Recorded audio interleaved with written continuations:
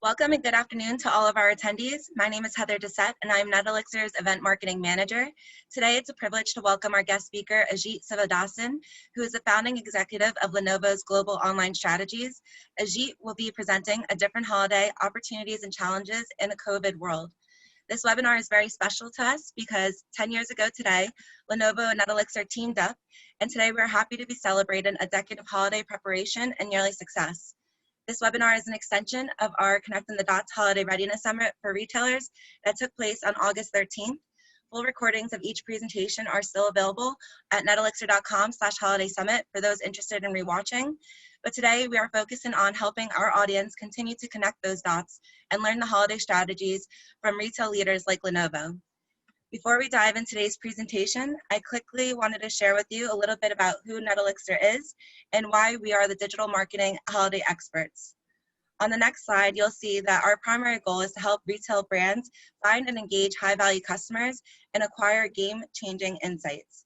We are proud to be premier partners with UPS, Google, Microsoft Bing, and Facebook. To the left are a list of our solutions, and also below you can see some of our dear clients that we have the privilege of working with. To introduce today's speaker, I would like to welcome Udayan Bose. Prior to NetElixir, Udayan founded partybingo.com. He is currently an active guest speaker at several universities, and of course, Udayan is the NetElixir's founder and CEO. So welcome, Udayan. Thank you very much, Heather. Thanks everyone for joining in. It's a very special moment for all of us at NetElixir. Exactly 10 years back, we started the partnership journey along with Lenovo, and I have really the privilege of having the gentleman behind the entire Lenovo's global online uprising almost, Ajit Sivadasan, joining us as the guest speaker. Before we sort of go ahead and introduce and hand it over to Ajit, I wanted to quickly take you through a few slides. The first about Lenovo. For those of you who may not be aware of the history of the company, Lenovo is 39 years old and was founded in 1984. The vision of the company is to be the world's greatest personal technology company. I think overall, as Ajit narrates it, it's basically to create smarter technology for all. The company really adopts a 3S strategy, which focuses on smart devices, which focuses on smart infrastructure and smart verticals. And the company has been sort of led through a combination of not just smart devices, but also convergence and culture as well. There are a lot of things to really rave about when it comes to Lenovo. The first and foremost being that it's the number one PC company in the world with almost 25% market share. Lenovo also has this unique distinction of being the number one is basically the data center group is the number one in the world in terms of performance. And I think many of you know, if not all of you know, that Motorola is an iconic brand that was bought by Lenovo or acquired by Lenovo, and it has been, I think, for the last many years, really reshaping the entire mobile industry. So moving on a little bit in terms of the partnership, I must say that I'm overcome with a lot of emotion and a feeling of deja vu as well. Primarily because I remember meeting Ajit in August 2010 at a trade show. Then we sort of had the formal round of presentations to the entire e-commerce team at Lenovo way back in 2010 at Raleigh. But the year is also interesting for multiple reasons. I think for those of you who are history buffs may remember that was the year 2010 when Burj Khalifa, which is the largest or the highest man-made structure currently in the world, was essentially officially launched in Jan 2010. There was a social media channel platform that I'm pretty sure all of you probably are conversant with, and many of you are using, Pinterest, which also was launched in Jan 2010 as well. And I'm pretty sure all of us have really sort of used the iPad, which was also launched by Steve Jobs in 2010. Google Shopping, as we all know it, so all of you who are doing Google advertising would know of Google Shopping. It was still called Frugal back then. So that is how back 2010 looks like now, looking from 2020. And it has been just a fascinating journey.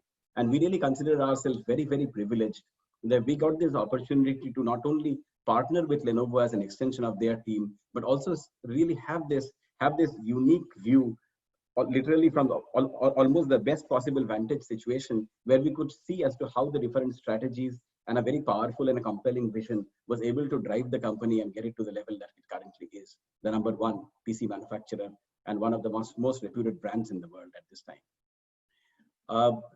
During this phase, I think a little bit of a brag about the performance that we have been able to really sort of partner with Lenovo and drive. So we, for those of you who sort of know us, know that we manage the Lenovo's paid search program in about 20 countries currently in 3 continents. The entire journey started with our partnership with Lenovo North America, exactly on this date, September 10th, 2010.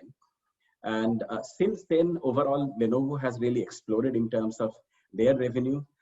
We have been very, very focused to try to sort of match up with their growth, and we have been able to grow the paid search revenue by upwards of 13x in these 10 years as well. And the revenue contribution that paid search currently drives has also increased from 8% to the overall e-commerce. As in 2010, it has increased to 17% currently. So paid search drives about 17% of the overall revenues, and we are exceptionally proud about that.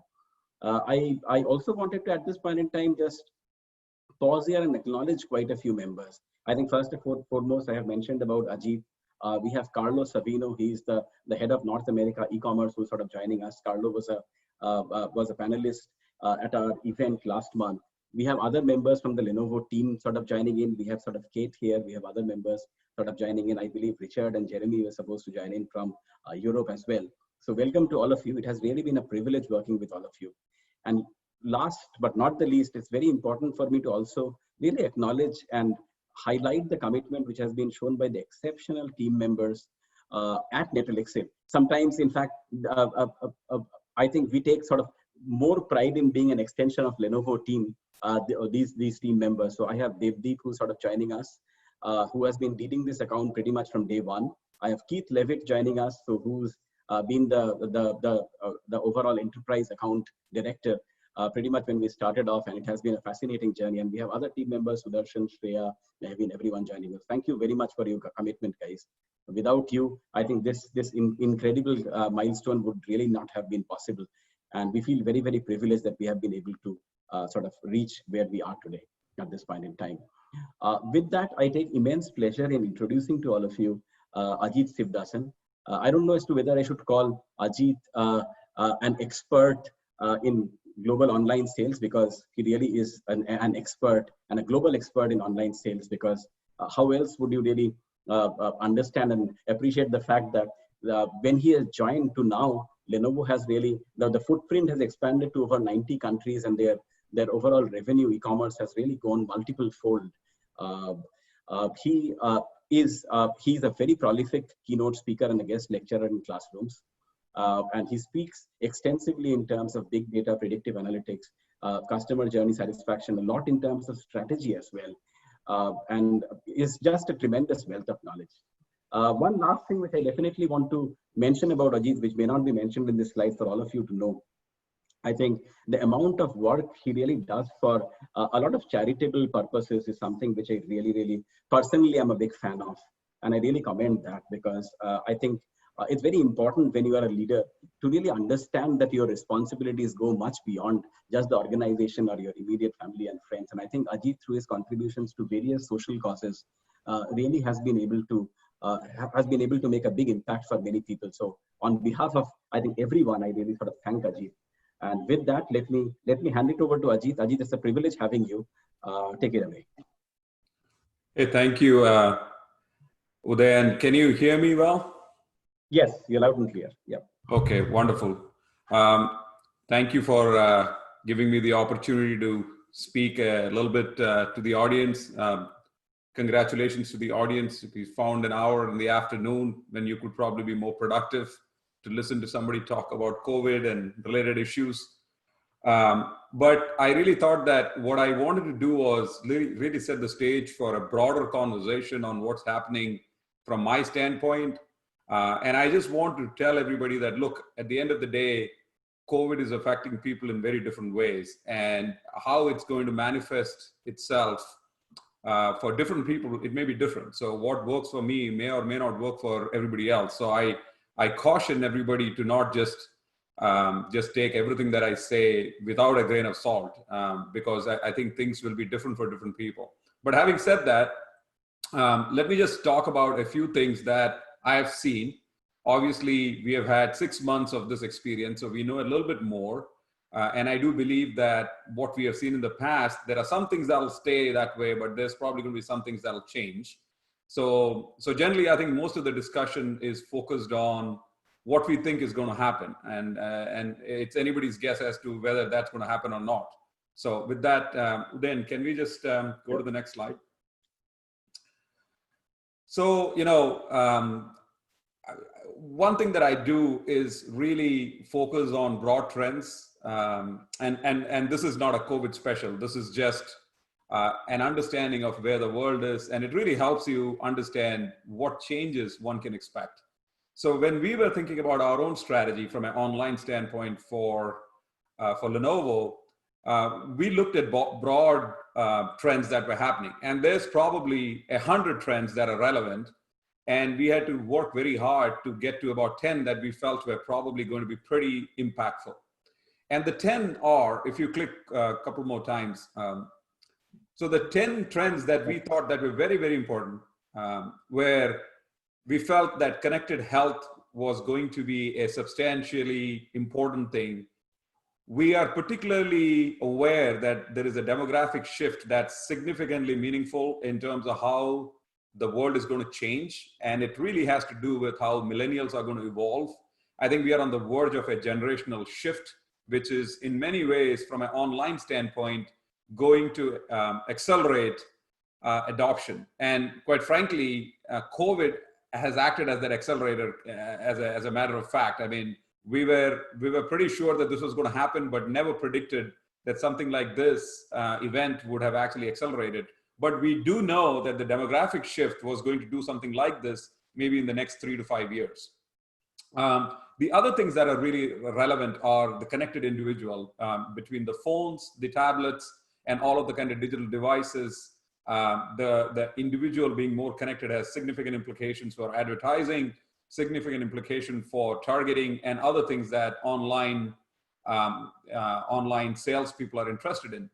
Obviously, everybody understands how content is changing, the format of content, the way people consume content, especially the young people, how they look at content. I mean, if you really think about some of the numbers, it's astounding that we actually have YouTube producing $1 billion hours of programming, or Twitch has 1 billion hours of gaming that happens on the platform. So the numbers in terms of how content is used and is being created is staggering.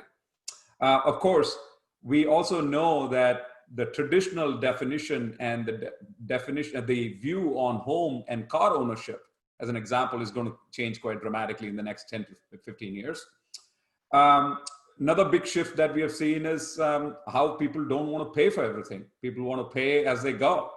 So it looks like Apple, what they started as unbundling music, has actually percolated down into a lot of other things. Now you think about Netflix and you think about technology. Quite frankly, we expect everything to be available for use, and you pay for how much you use, rather than buying the whole thing.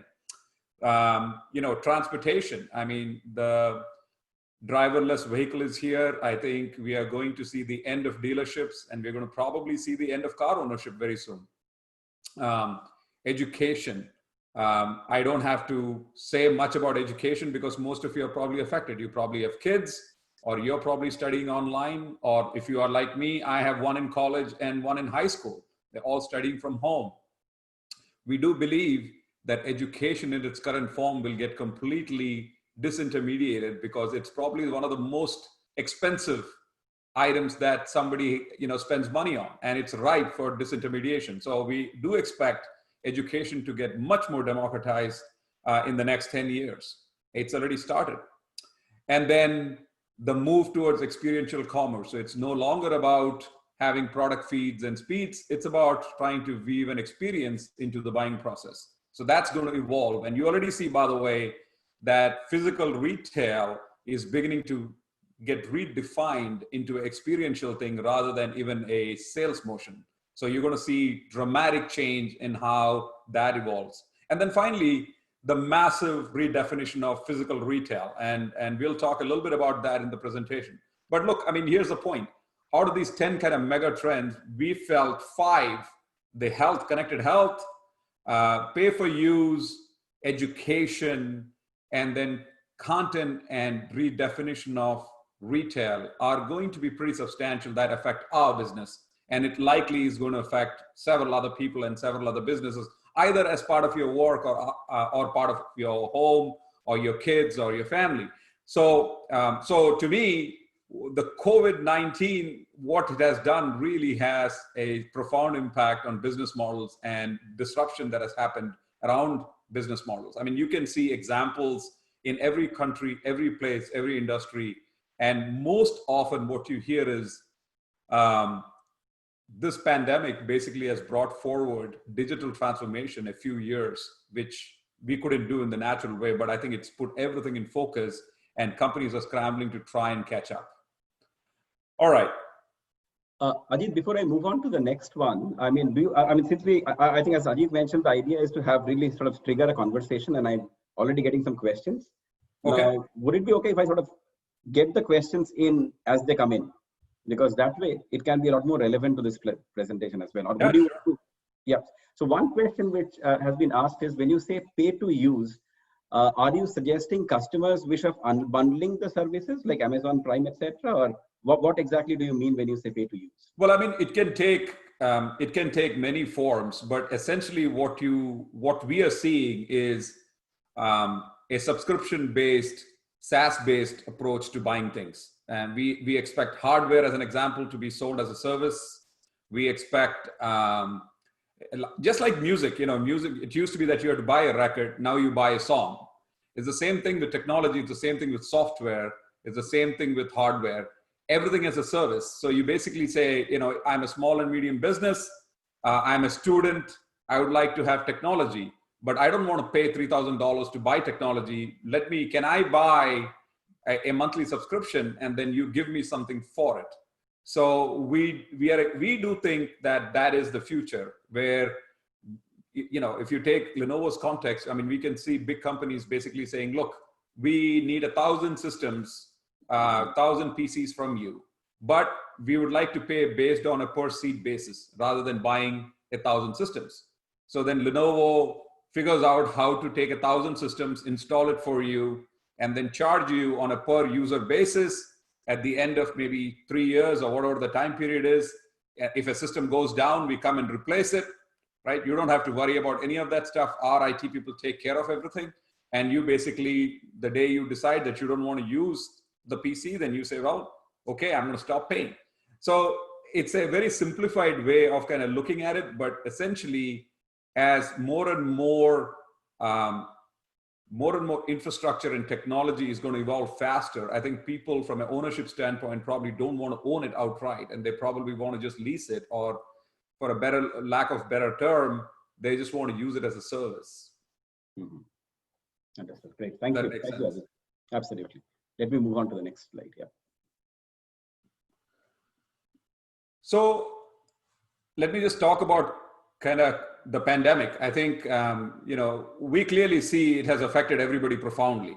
But, if you really think about everything, you get overwhelmed, right? So I kind of try to take an approach of, here's the impact of the work front, here's the impact of the home front, here's the impact of the community. So if you really think about consumers, right, their biggest worry right now is financial security. It's about working from home. How do you care for your kids? How do you learn from home, especially with small children? How do you, get them to learn? From their standpoint and from our standpoint, we think about this as, what's the implication? It's about entertainment streaming. It's about esports. It's about how do you do restaurant and grocery shopping and delivery? How do you do education? How do you do virtual health and fitness if you're into Peloton, or if you're into a yoga group, or if you're into any number of virtual groups these days that basically are coming together to do online exercise. So you do it in your house, but you're doing it with a bunch of people. the new category of online shoppers. So there is a redefinition of what's happening when it comes to the consumer behavior. Then you really start thinking about the small business. What are they worried about? I mean, they are in a survival mode. They're really worried about preserving cash. And I think the impact, we have not seen that yet. I think the impact is coming. It's more likely going to be in 2-3 quarters down the line when this whole thing actually stops. Because look, every government has paid a lot of stimulus money. The paychecks are coming. There's PPP. So it's actually helping in many ways. But there is going to come a time when we'll get the true picture. And then, people have to be ready for it from a cash flow standpoint. But in terms of the outlook itself, it's really about innovation and partnerships. It's about how do you actually digitize your sales and interactions? How do you leverage, if you have any business, can you actually transform into being a curbside, and can you be part of the delivery services? Can you offer new virtual services to people who need it? Online fitness, like I said, on the consumer side, we talked about that, but there is a lot of stuff that's happening on video consultation, virtual fashion. So there is a lot of redefinition of retail and smaller companies and smaller outlets redefining their businesses and trying to take a virtual approach to what they do. So a lot of companies are really trying to redefine how they can change and leverage their environment to be much more virtual friendly to the customers. And then if you really think about enterprises, it's a little bit different. Enterprises, I'm saying big companies, they're really trying to focus on a few things. One is really preserving jobs because they're trying to make sure that they don't have to make cuts. They're trying to build up cash reserves. And then they're really trying to figure out, how do we continue our operations with remote employees? A lot of people are closed. I mean, many companies have said they're not going to come back to the office maybe sometime middle of next year. Several, at least that I know, including Lenovo, we basically said till the end of the year, we're not going back to the office. But there is a question of continuity, and how do you actually keep businesses going? If you have a manufacturing operation, how do you keep that going versus you have an office where people have to do some essential stuff? So they're really focused on those aspects. But then there is the other aspect, which is the business side of things, which is what is happening is the consumerization of the B2B buying process. So video, the tele and online sales, all of that. I mean, if you really think about telesales, online sales, virtual sales, all of them up significantly. And you think about what's happening with Walmart, you think about Target, all of their sales, online sales up 90%, 100%. Amazon reported 50% increase in their sales. So that's happening. By the way, we are also seeing a lot of businesses shifting to online sales. And quite frankly, even enterprise customers coming to us and saying, hey, can you, we know we used to come to you and ask you for products. Can you please, on our behalf, send these products to our customers, our employees' homes? So that's a new trend we see. So some of the largest businesses that we have are coming to us and saying, rather than sending it to a central location in the company, we would like you to send this to 1,000 employees that we have all around the world. Can you ship the product to their home? Now, we are also seeing, obviously, a significant shift, and I'm talking about US retail because most of the folks here are most likely from the US, a significant shift in the US retail business. Very conservatively, we think there is a 10% drop in retail. We expect that number to be higher in 2020. So hopefully it gives you a flavor of, depending on who you are and where you are in the overall ecosystem, as to what the impact is. Let's go to the next slide. Sure. Ajit, before we go in, there's one more question which has come in. Yeah, go ahead. So this is more regarding the enterprise, I think, coming from someone working for a large company. So the question is essentially, with so much of the retail business really moving online, understandably, the overall supply chain systems really have to be relooked at. Right. So what are some of the supply chain challenges that, let us say, Lenovo is facing or has faced over the last 6 months? And how exactly are you preparing for that? Yeah, so, it's an interesting question. First of all, the overall supply chain is much more geared towards, in B2B companies, much more geared towards an enterprise model of optimization. Meaning, you think about optimizing cost as your primary driver of supply chain. So you try to basically do bad jobs. You're focused on trying to, eke out thousands and thousands of parts, and you optimize for quantity and speed. But then when you're talking about this scenario where I just mentioned, an enterprise comes to us and says, instead of sending me 1,000 units to one location in a pallet, in a container, can you please uncontainerize that, take it out of the pallet and send it to 1,000 people individually? And that's a simple example. But then the supply chain implication of that versus what we do with consolidated approach to manufacturing is completely changed. And I think that's really the fundamental shift, is much more consumerization of the B2B concept. So now you have to really worry about a supply chain that is much more focused on the individual. So in many ways, the online business that Amazon clearly and profoundly has impacted is now going to affect a lot of companies that are focused on B2B, where they have to really start paying attention to the implications of the supply chain to the quantity of one, as opposed to optimizing it for the masses. And so I think that's, for us, that's a big impact. So basically, as people are shifting online, we have to really think about onesie, twosie orders much more. We have to think about last mile. We have to think about available to promise. We have to think about optimizing for a quantity of one, which is a lot more expensive.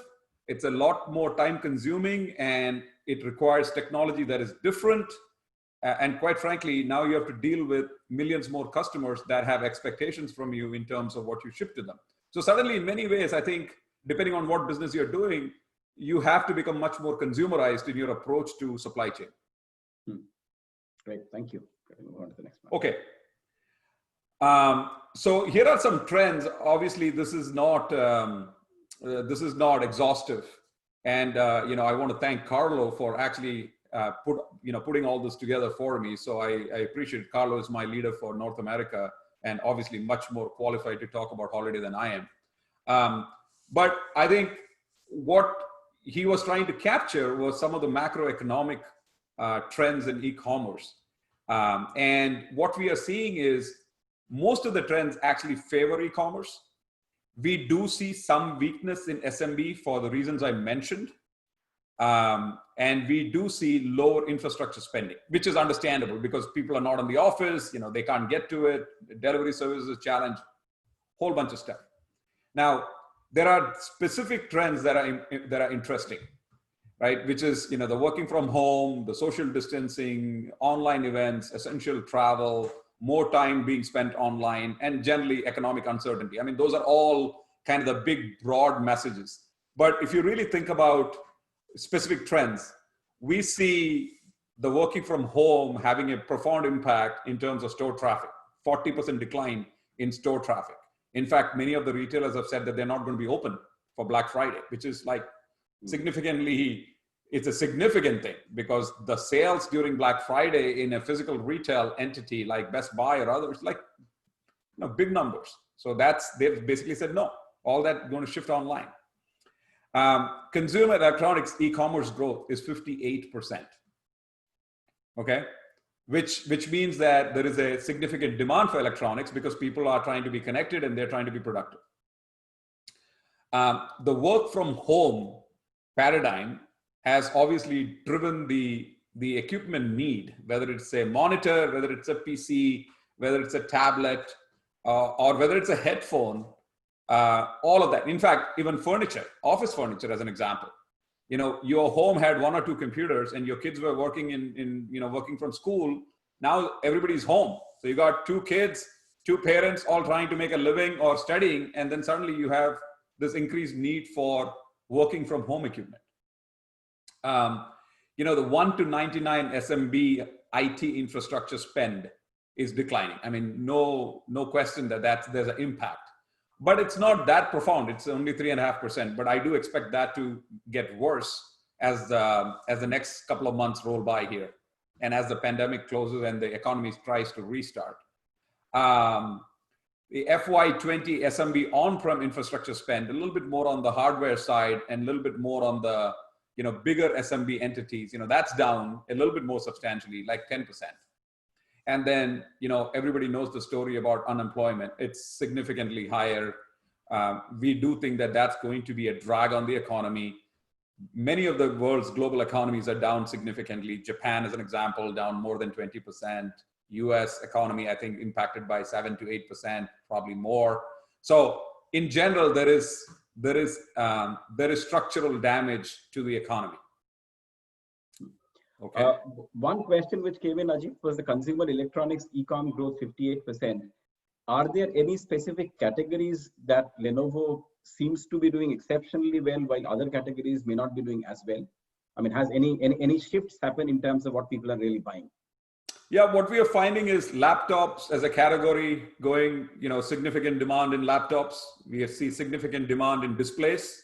So a monitor. We see significant requirements for gaming products, significant demand for student products, significant demand for accessories like headphones and other things. We do see we see a significant demand on the lower end of the market. So consumer systems, much more popular than commercial systems. Although I would tell you that on the commercial side, what we also see is that even the commercial people are buying some of the consumer systems. So we see that shift. We see that desktops, as an example, especially on the commercial side, being lower because I think most people are gravitating more towards laptops because it's more convenient. They probably feel once the pandemic is over, they can use it. The kids can use it. It's more easy to kind of move it around. So we see certain categories like that going down. Servers, as an example, I mean, we'd see pretty strong server growth, but in the beginning stages of the pandemic, for the first 3 or 4 months, we saw a pretty dramatic decline in kind of the hardware. Hardware on the high end has declined. In some countries where the pandemic has been severe, we have seen basically the demand just going down quite substantially. So it's a broad set of things, but anything to do with productivity, anything to do with home, anything to do with connectivity is all going up. Great. Thank you. Thank you, Ajit. Let me move on to the next one. Yep. Okay, let's go to the next slide. Look, I mean, this is a little bit of a statement on what's happening with retail. It's not a surprise. I mean, I think the retail trend in terms of consolidation had already begun even before COVID. I think this is just accelerated. And we see a couple of trends here. One is there is a fair bit of store closing because of the fact that the traffic is not there, and many of the reputed brands have declared bankruptcies. Many others have actually pivoted. They're actually investing into e-commerce and then closing many of their stores. But our sense is that when things actually settle down, many of the stores may go into an experiential mode. So these might become showrooms for experiences rather than holding inventory. So that's clearly something that we see. By the same token, consumer spending has gone up 55% in the online. So some of it is getting offset. And by the way, many of the retailers also have online footprint. So you see a channel shift from offline to online. And in some cases, there is some omni-channel synergies where people are leveraging offline and online, and probably we see some significant business model shift, and it's, I think, going to accelerate. And I think what is happening is innovation is happening in terms of digital tie between physical and retail, physical retail and online retail. Like I said, depending on whose word you believe, I mean, Satya Nadella basically said the digital agenda has moved forward by 3 to 5 years. In the 6 months of COVID, it's moved up 5 years. And I think there is some truth to it, whether it's 5 years or whether it's 3 years, I don't know precisely, but clearly I think more things are digital, and therefore the digital transformation agenda that people were on, that clearly has accelerated. Okay. Oh, and the one other point here is that 25% of North America stores are turning into fulfillment centers to support e-commerce, which is kind of an interesting concept, right? One thing that people don't have is warehouse and distribution centers. So all the retail space that's getting redundant is now getting transformed into fulfillment centers. And one would wonder why Amazon bought something like Whole Foods. I mean, it's precisely that reason. So we had kind of predicted that this was going to happen long term, but I think that now it's becoming much more apparent. Okay. So in terms of consumer behavior, what you will see is that everybody is changing. And we think that many of these changes will remain. The post-pandemic era, I think none of these things will go away fully. But as you can imagine, the younger generation, the digitally savvy, the native digitals, they are much more comfortable with it. So 73% of them are already very, very comfortable. So that the e-commerce bump will persist after the pandemic. But I think that for the first time, I think you'll see a much bigger participation from baby boomers, and you'll see the Generation Z and the millennials accelerating even more. I mean, I think that they're probably not doing too much of retail anyway, or physical retail anyway, but this whole episode is going to accelerate all of the demographic segments. But you can see even the ones that were reluctant to use online in a big way are going to shift online. So Ajit, one question which has again sort of come up is there any surprising insight in terms of the new customers that you have been able to acquire over the last about 5 or 6 months? Any particular segment which you didn't expect to pick up as much, which has picked up as much, or any unique behavioral insight? No, I mean, we are not surprised because when we look at our traffic is up 70%. So we know a lot more people are coming online. The big surprise, it's not a surprise. The big challenge, quite frankly, for me personally, is trying to figure out how to evolve the user experience of websites to deal with people who are not comfortable using online. So I think the biggest challenge, we always design websites and we said, look, we are most likely not going to be able to please everybody.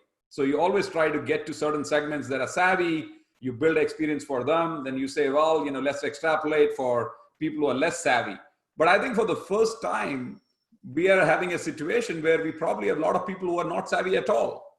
And the experience that they have can be pretty jarring, and if they're not used to it, can be difficult. So I think that one of the things that retailers and one of the things that the online entities will have to really come to terms with is how do you make the experience a lot more friendlier for people who are not native digital people. So I think that that's the biggest shift we'll have to do. I mean, whether it is mobile or whether it's online, you really have to figure out how do you actually make it easier for people to have the experience that they would like to have. So I think this is going to be challenging. And then the one other thing that I think is going to also change is the amount of mobile usage. I mean, it was already going up quite dramatically, but I think the transaction levels were still muted. But I think that you will see a substantial increase in transactions using phones. So if your phone experience is bad, I think it's going to negatively impact you in a big way. And so that is something that is of concern to a lot of people, including us. Great. Okay.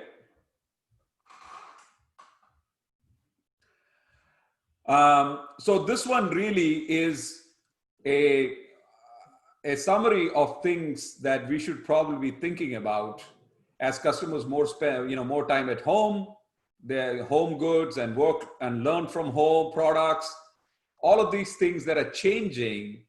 What does it actually mean? I think it kind of shifts into solution selling. I mean, I think there is an opportunity to think about not selling discrete products, but to think about selling experiences, and by extension, selling solutions.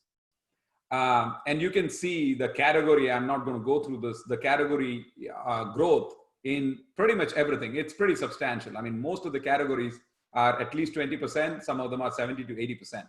But I think there are some essential trends. I think the shift to value and essentials. 40% of American users are looking to save money while shopping. So they are really thinking about value, and they're thinking about what can I get away with in terms of buying essentials. The discretionary category sales, I think, is going to be down. So if it was something that I don't need, if that's a category that you specialized in, I think there is going to be an impact. You think about the loyalty disruption.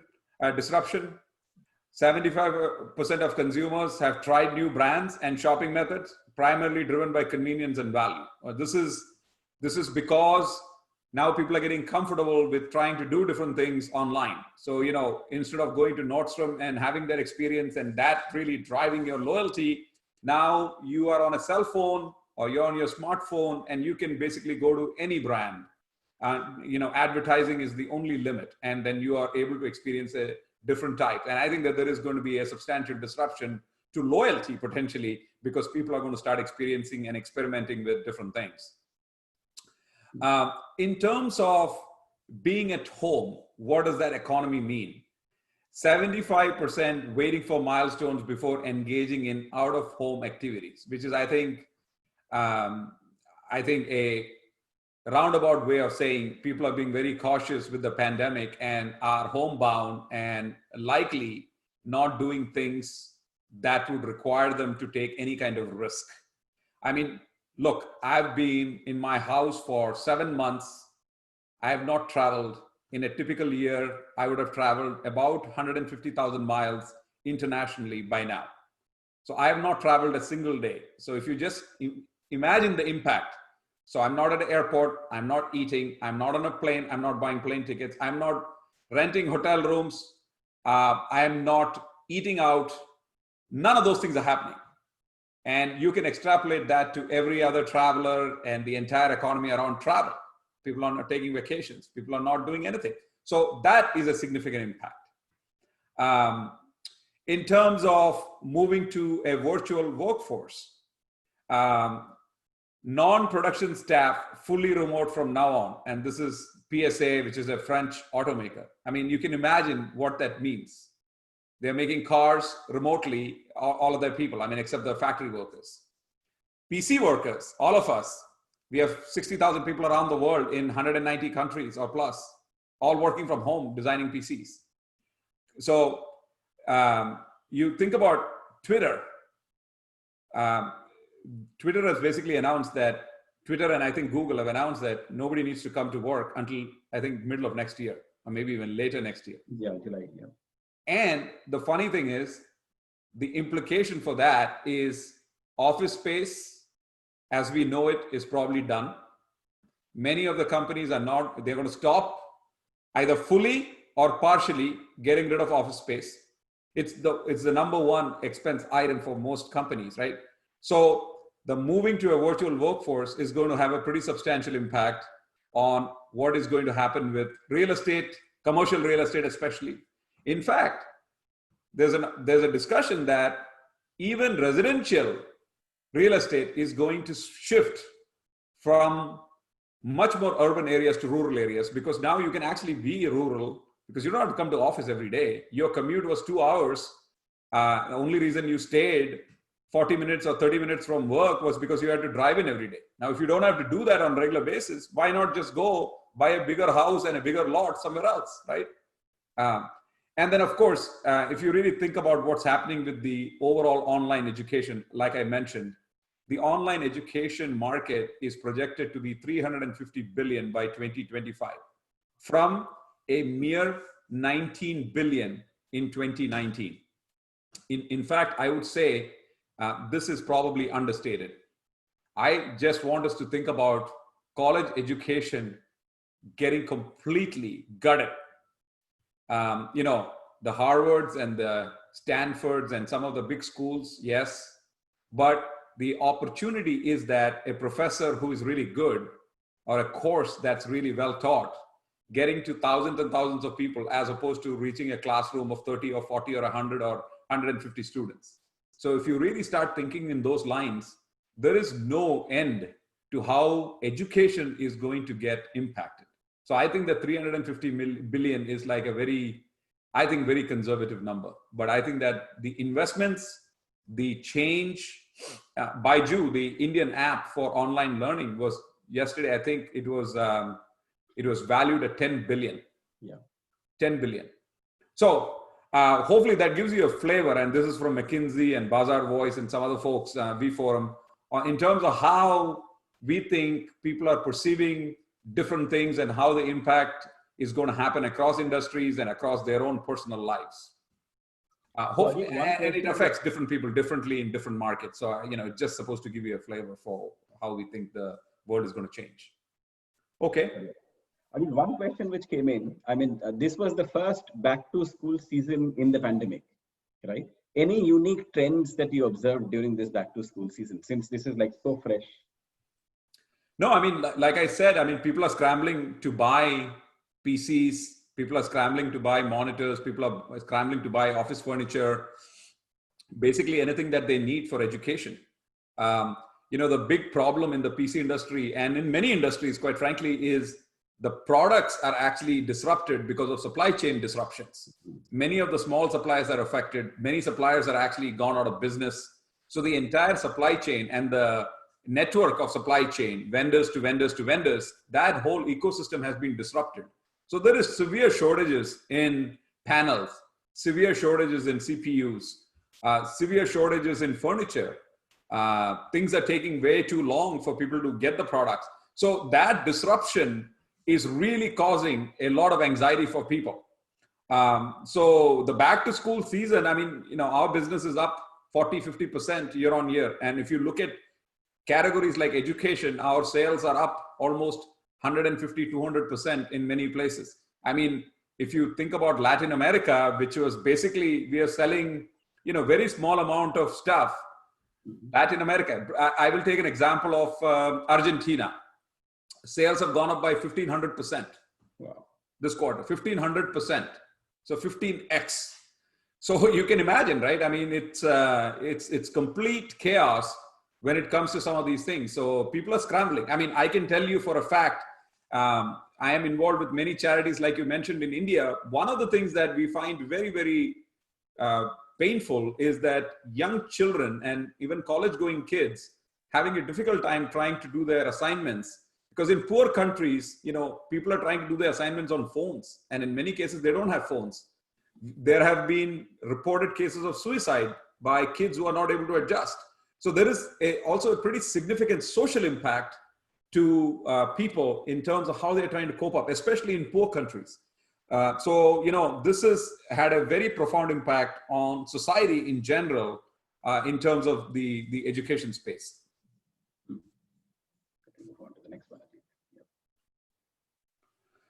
So I won't belabor this. I've been talking about this. We think that roughly these are conservative numbers. I think the numbers will probably be much more steeper. Brick and mortar holiday revenue, we think will decline between 10 to 14%. We think e-commerce revenues will be in the range of 18 to 25% is what we think.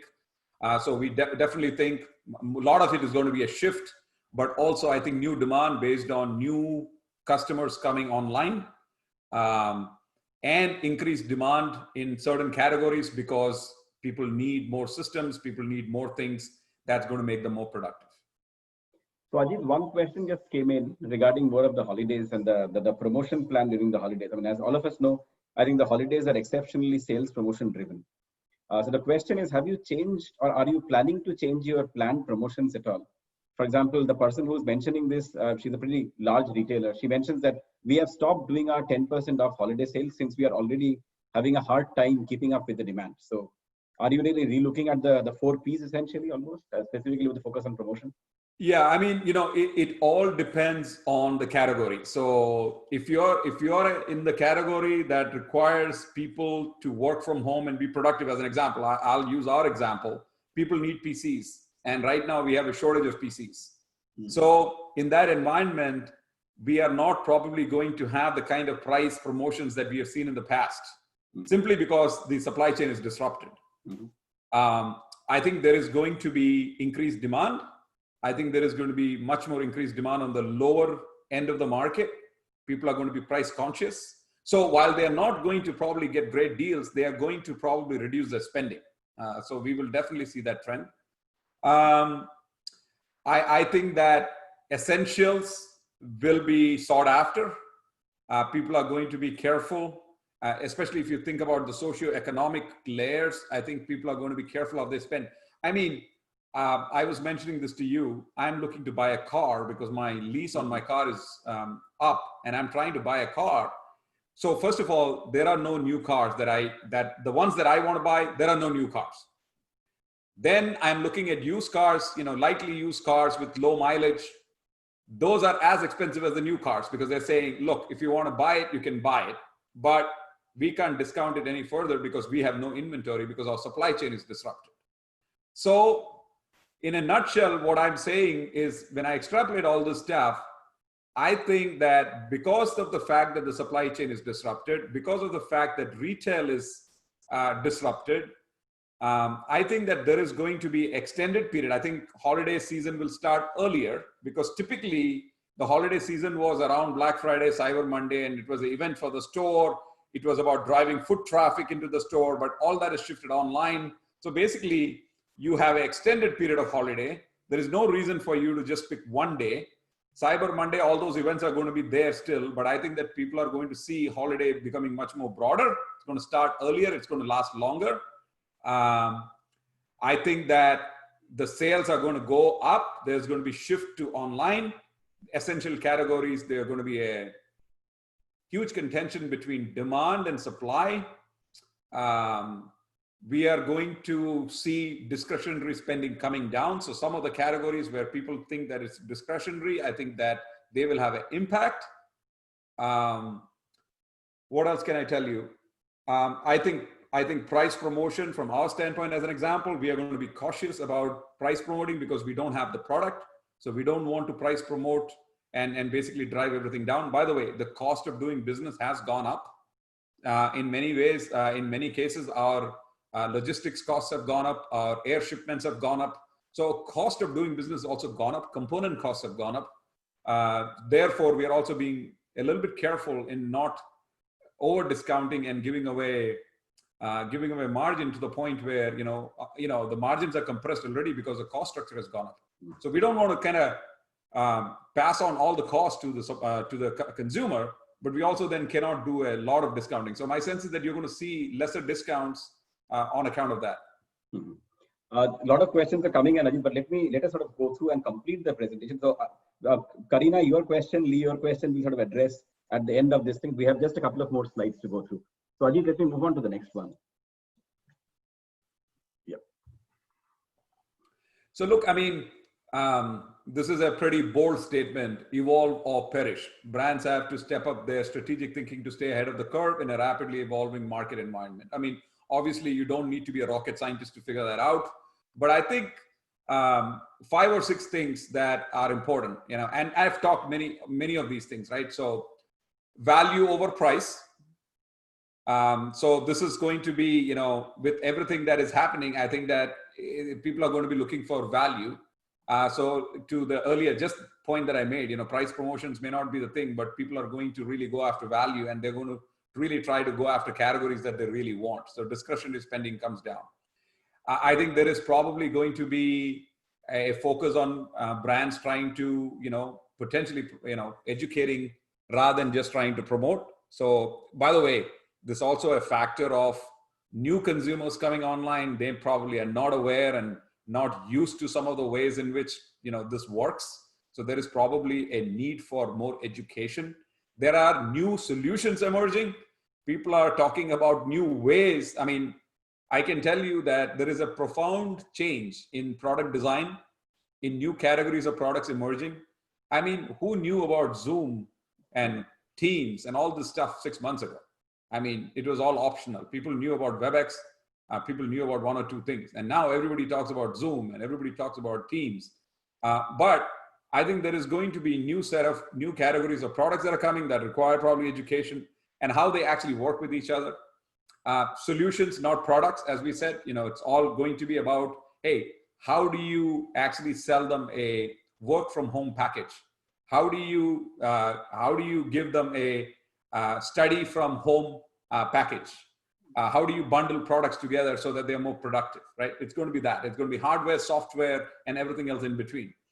Loyalty, develop programs and efforts meant to retain existing customers, because we already talked about this. People have the opportunity and to experiment with different brands. And I think that there is going to be impact on loyalty. So you have to really, really focus on making sure that you keep your existing customers. You may have to do more than what you've done traditionally to keep your customers. We know the biggest impact of all of this is, from a brand standpoint, the digital transformation agenda. I think it's going to get accelerated. People who are digitally not savvy, doesn't matter which industry, what business you're in, you will have to really, really progress your digital agenda, because everything is going to expect you to be digital. And if you are not there, it's going to have a direct impact on your brand, direct impact on your sales, direct impact on your customers, and everything in the ecosystem. And I think that last but not the least, I think purpose. I think things get put in perspective as people are really questioning what this is all about. Obviously, sales and existence and all those things are in question. So I think that purpose and for brands to really stand for something, I think becomes important. So I think selling for the sake of selling, and I'll give you a good example. In a time when things are bad and people are trying to, people try to price gouge or try to take advantage of a situation. I mean, there are situations where people hoarded masks. They bought masks from Amazon and sanitizers from Amazon, hoarded it and tried to sell. And there are some well-published stories of what happened to some of those people. So when you take advantage of a bad situation and really, really put customers and people at harm's way, or try to take advantage because of somebody's adversity, I think that you will be judged very harshly. So you have to be careful as to how you come across and having a clear sense of purpose and a clear sense of commitment beyond just selling products or whatever it is that you actually do. So I think purpose will get center stage in many cases. So I mean, these are obviously not exhaustive, but these are some of the things at least we are thinking about very seriously as we think about not just the holiday season, but just going forward. Okay. And then I think the last slide that I had was about leadership. And again, there isn't anything here that you probably don't know. You're all very seasoned people, but let me, at the risk of sounding redundant and maybe even pedantic, let me just tell you that here's at least how we think about the world. I think the biggest issue is really trying to figure out how do you navigate the now. And navigating the now 6 months ago versus today is a lot tougher.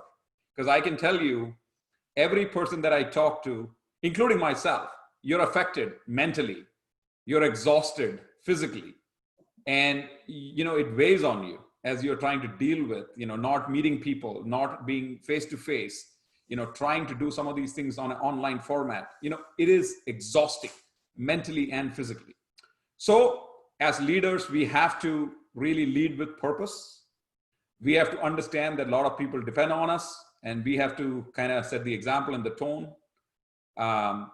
You have to take care of your employees from that standpoint. I mean, I can tell you, I have done maybe 30 hours of meetings to meet with my employees, roundtables, each roundtable, 10 people, 1 hour. It is difficult to try and talk to people over and over again, but you have to do it because people are looking for assurance. People are looking for a voice of reason. People are looking for leaders to basically tell them it's okay. So I think it's important that we take care of our customers or employees. And if you're in a business, you're probably hearing this. I'll just tell you, people are worried about cash. People are worried about expenses. You have to worry about expenses because the worst thing is not having a job, having to cut people and making the unemployment situation even worse. So you have to be prudent in how you run the business. We should plan for recovery. This thing is not going to last forever. I mean, if you look at the curves, things are coming down. It is going to get better.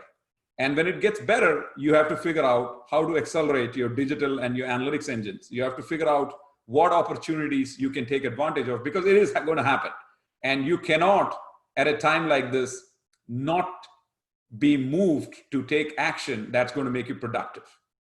And then the last one really is, I think we have to rethink our ecosystems. I think everything is going to change. We have to think about virtualization. Do not expect things to return to the traditional norms. I think you have to rethink your business. You have to rethink your workplace. You have to rethink education. You have to rethink everything as you come back because things are not going to be the way they were. So hopefully that summarizes the presentation. And let me just stop there and see. It was very helpful, Ajit. I know we are exactly at the clock of the hour. I mean, we have some fantastic questions. If you have 5 more minutes, can we go through the questions? Because some of them are too fast. I have time. We will spend about 5 more minutes. So those of you who can sort of wait, some of the great questions. So Karina asked fundamentally a very interesting question. Do you have any thoughts on the retail impact on philanthropic fundraising? There was a trend for online purchases to build loyalty versus via online purchases offering kickbacks to nonprofits. Do you think this will increase or decrease? Do you think this will be the holiday shift this year instead of discounts? I don't know, and I don't have any data, but I can tell you that from a simple, very simple standpoint, more people are going to be online and more people are getting comfortable.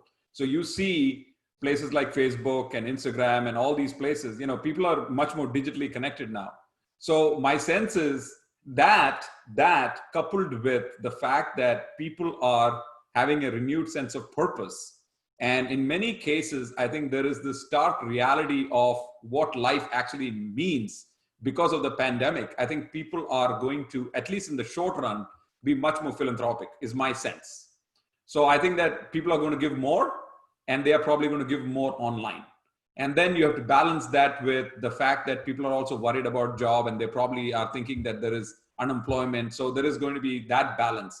But my sense is that the people who can afford to give are going to give more. And there's probably going to be some reduction and some conservation from the people who feel threatened or have an issue with money crunch. But in general, I think that online giving will increase. Great, thank you. The next question is from Lee. This is a bit of a tongue-in-cheek question. So when is Lenovo starting its holiday shopping sales? Where is what? When is Lenovo starting its holiday shopping sales?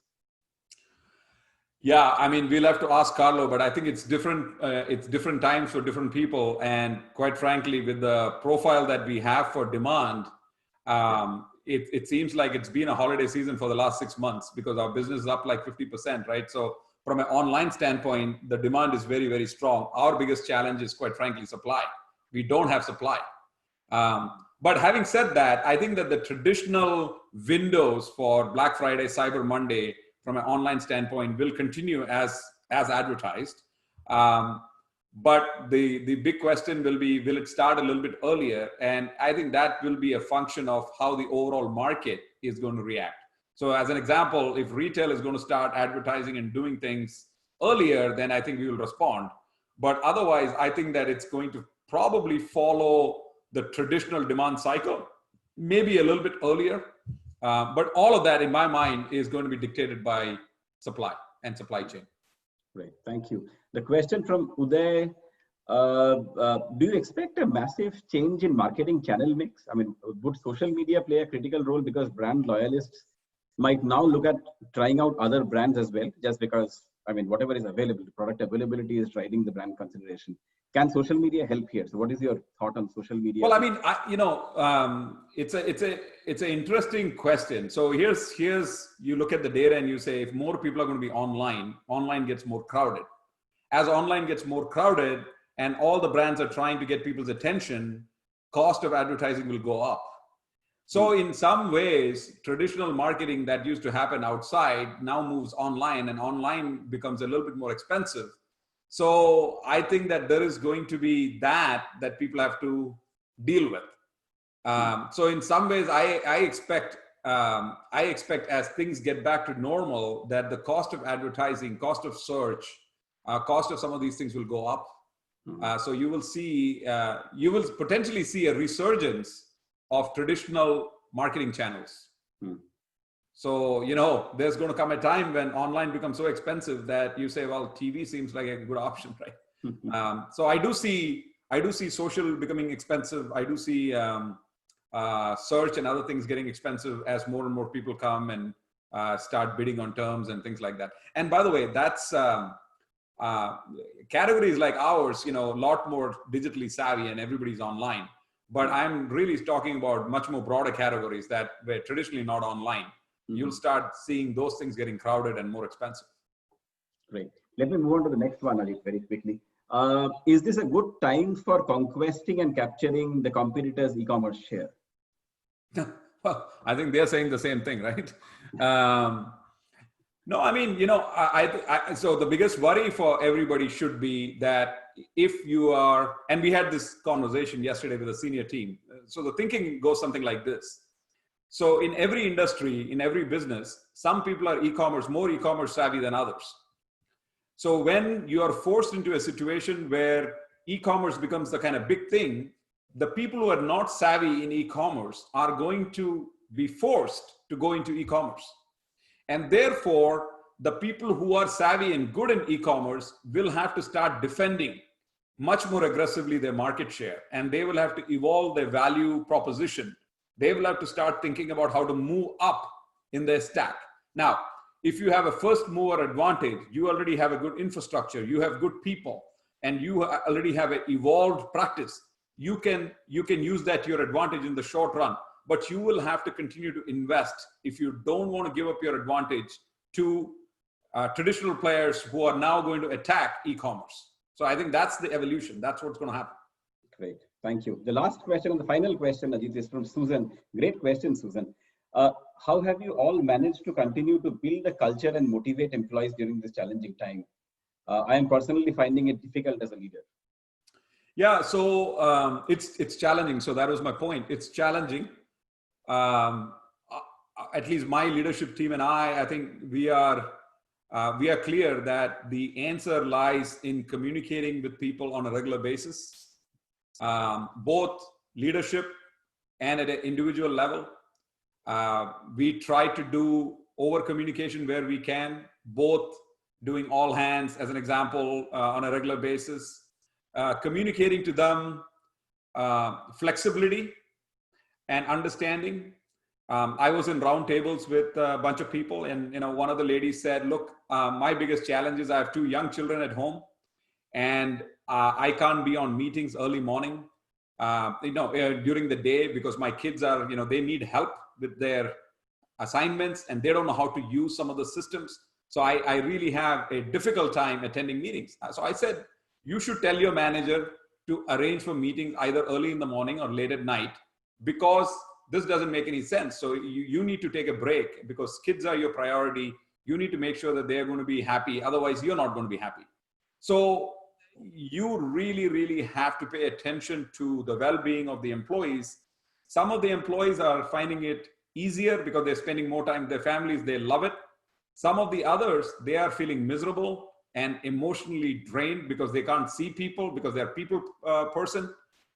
You really have to talk to people, and you have to over communicate. At a leadership level, what we are trying to do is to figure out, how do we make sure that they're clear on the strategy? How do we make sure that we are clear on the progress?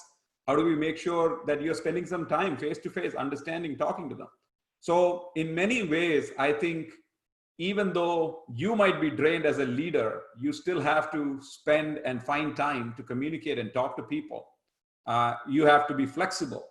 You have to figure out meeting times. You have to make sure you're okay with people having kids on call sometimes, and kids crying or pets barking. Look, it's just something that's going to happen, and we all have to get more tolerant. So I think it's a general sense of more understanding. It's a general sense of making accommodations and changes. It's over communicating. It's making sure that you find time to meet and talk to people online. And then, quite frankly, finding opportunities and excuses to have virtual drinks and, meet with people when, have some fun things. So you're not always serious in talking about work, because, sometimes people are working. I mean, I can tell you in many cases, people are actually working way too many hours than what they're normally used to working. And a couple of things that I tell people is, one, if you have the opportunity to take some calls and meetings while you're walking, put on a headset and walk. There's no reason why you can't do that. I actually walk every day for an hour at least with my headsets on, because I don't have to sit here and look at this. Like in this presentation, I have to be face to face, but in many presentations, I don't have to be. So make it easier for people to actually just walk. So don't request everybody to be on video all the time. If they want to walk, it's okay. I tell people the other thing is, have a clear demarcation between work and home. Even though you're in your house, have a designated workspace. You go there, you turn your computer, you work, then you close the computer, you walk out, have lunch. Now you're in your home. Have lunch, then come back. into your workspace. Then you do your work, then you close the computer and leave. Now you're in your home. So having that mental separation between work and home, I think is very, very essential. If you look, everybody's used to working 15, 16 hours, but you can do it for a few days, few weeks. You can't do it for 6 months. You can't do it for a year. And if you do it, you're going to drain yourself. You're going to be emotionally completely exhausted. You're going to be unhappy, and you're going to fall sick. None of those things we want. So therefore we say, have clear separation of work and home, and make sure that that demarcation exists, because otherwise you're going to drive yourself and everybody around you crazy. Fabulous. Thank you very much, Ajit. This was amazing. This was amazing. And it's quite intriguing that it has been more than 10 minutes beyond the 3 o'clock, and we still have about 85% of all the folks who joined us still there. Well, thank you very much, everyone, for your patience. Ajit, lovely conversation. Thank you very much. Really appreciate your time and your insights today. Thank you for inviting me and being patient with me, and to everybody else, stay safe out there. Thank you very much. Take care. Take Bye-bye. care, everyone. Thanks a lot. Thank you. Thank you.